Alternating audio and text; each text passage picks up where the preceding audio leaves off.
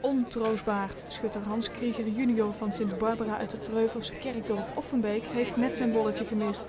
Na zenuwslopende uren van volhouden en de zon trotseren gaat het OLS 1998 definitief aan Reuver voorbij.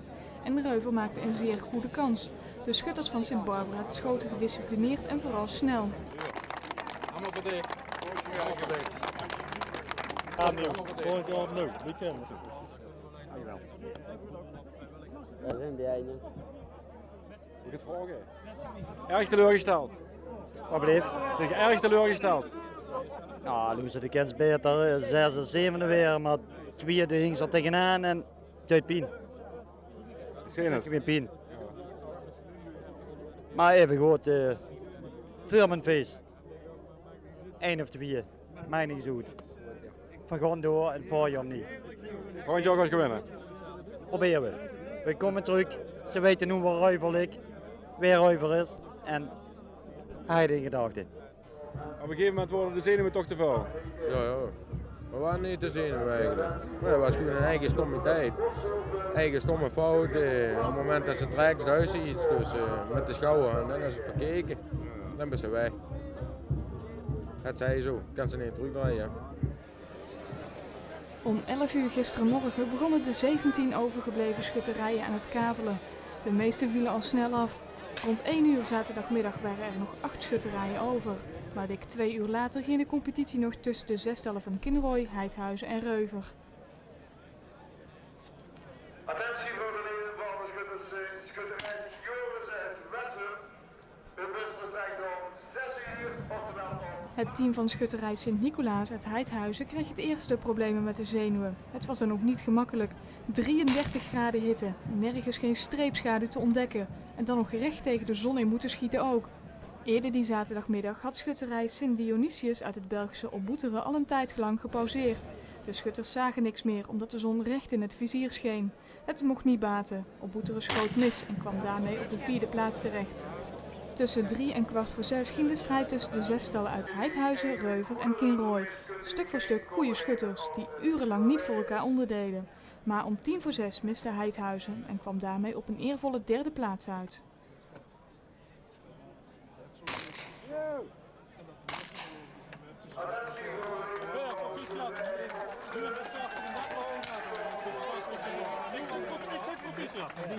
En de bug ook, ik ga er respect voor met de paraplu want ik heb fantastisch werk gedaan. Dat kan je niet vertellen.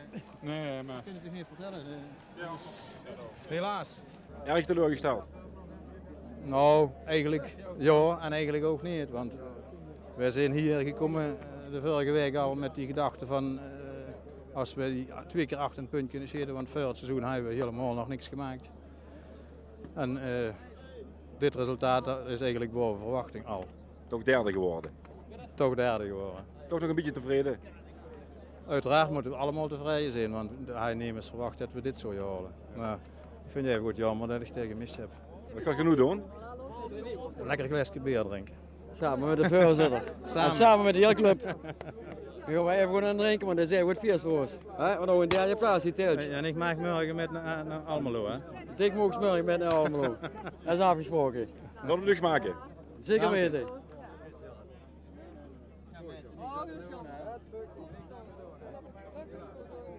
Daarna, rond 6 uur, ging alles heel snel.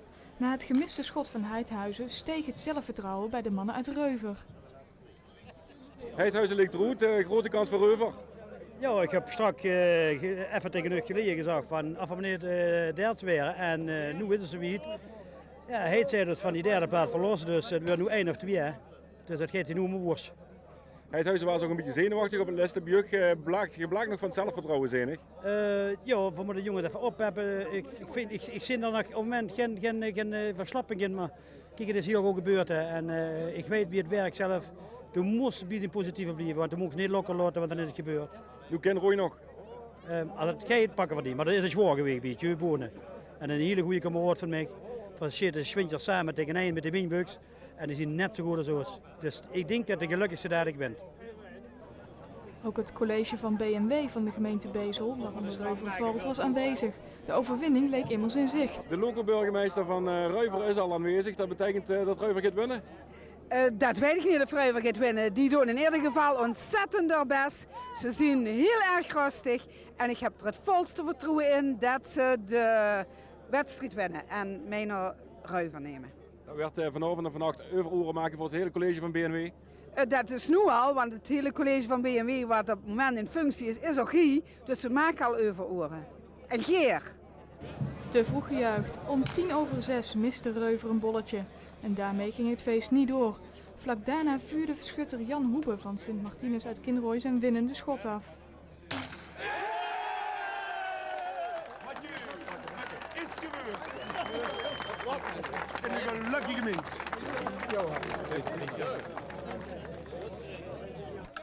De overwinnaars trokken, begeleid door het eigen trommelkorps, naar de feesttent, waar OLS-voorman Leij Stals voor de laatste keer in zijn carrière de cruciale vraag stelde.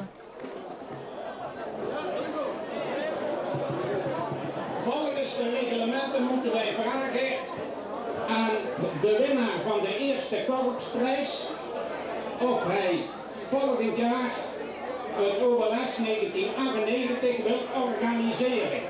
Wilt u het OLS 1998 organiseren?